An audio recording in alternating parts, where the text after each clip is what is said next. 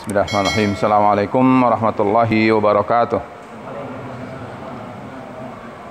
Alhamdulillahirabbil alamin wassalatu wassalamu ala Muhammadin wa ala alihi wa sahbihi ajma'in wa ba'du. Jamaah sekalian, kembali saya akan sampaikan satu hadis terkait dengan amar ma'ruf dan nahi mungkar di dalam apa yang diriwayatkan oleh Al-Imamul Bukhari juga Al-Imam Muslim, berasal dari Syu'bah dari Sa'id ibn Abi Burdah an abihi an jaddihi anin nabiyyi sallallahu alaihi wasallam qala, Rasul atau Nabi Muhammad sallallahu alaihi wasallam bersabda. Cukup pendek, tetapi ada kelanjutannya. Kata beliau alaihi salatu wassalam, ala kulli muslimin shadaqah. Hendaknya setiap muslim itu bersedekah. Begitu. Kemudian ada seorang sahabi bertanya. Kata beliau, Aro'aita in lam yajid. Rasul, bagaimana pendapat Anda jika dia tidak ada yang dia bisa sodakohkan? Jadi sodakoh ini yang ada di benak penanya ini adalah finansial, harta. Jadi ketika Rasul menganjurkan hendaknya kalian bersedekah, langsung ingatnya adalah berupa finansial, harta, ain, mal, fulus. Nah, karena itu Rasul memberi jawaban. Kata beliau, qala ya'tamilu biyadaihi fayanfa'u nafsahu wa yatasaddaqu. Kalau dia tidak punya untuk dia bersedekah, hendaknya orang itu bekerja dengan kedua tangannya, insya Allah akan mendapatkan manfaat untuk dirinya dan dia dengan itu bisa bersedekah. Rasul sallallahu alaihi wasallam menjelaskan bukan saja pada titik sedekahnya, sekarang berbicara pada prosesnya. Sedekah itu adalah berupa ain yang dia berikan. Kalau itu belum ada, ya minimal apa yang harus dikerjakan supaya itu ada. Tidak menyusahkan orang sehingga dia bisa memberi manfaat untuk dirinya, tetapi juga memberi untuk orang lain.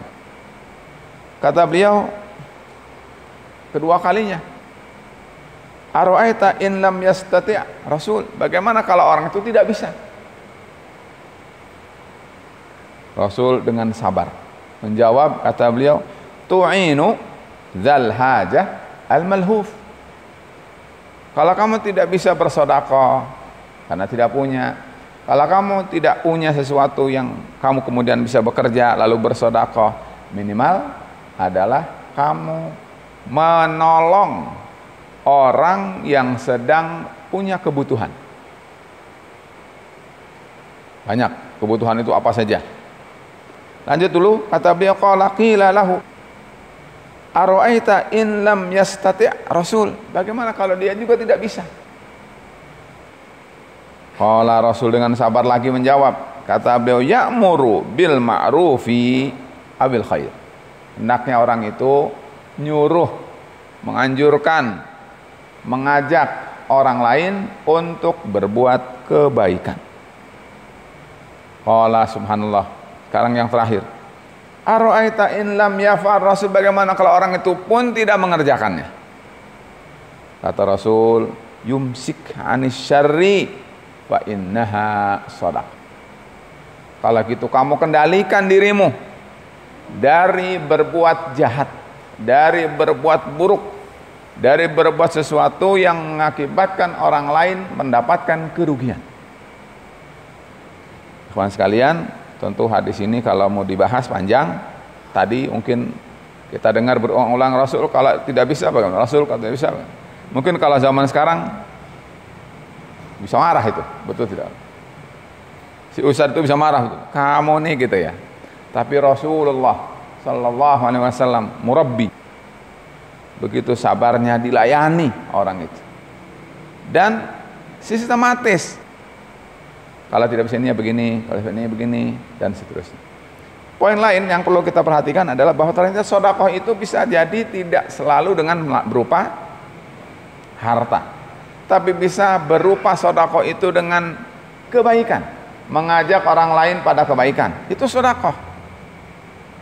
Atau kata Rasul SAW, kamu tolong orang yang butuh, kita tidak punya, ada orang butuh pertolongan, ada orang susah, kita bantu, itu juga bentuk daripada sedekah.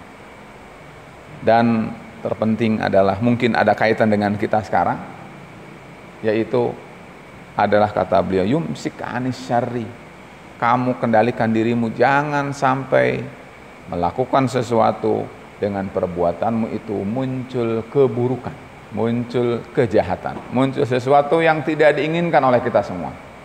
Kalau mau kita tarik ke urusan COVID-19, sebetulnya ini bisa juga bahwa seperti kita sekarang ini adalah masih sebetulnya belum dibuka nih, betul.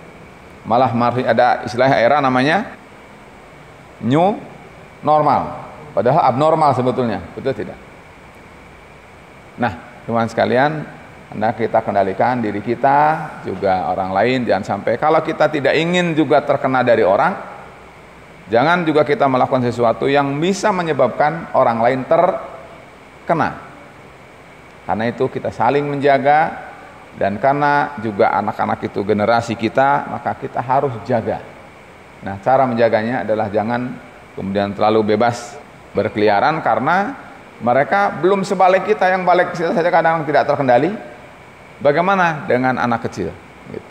Oleh karena itu, hendaknya perlu kedewasaan, perlu pengendalian diri, perlu pengendalian kehendak, dan kedewasaan itulah penting untuk kepentingan kita sekalian. Karena tentu kita tidak inginkan sesuatu terjadi, tetapi kalau nanti sesuatu terjadi pasti menyesal.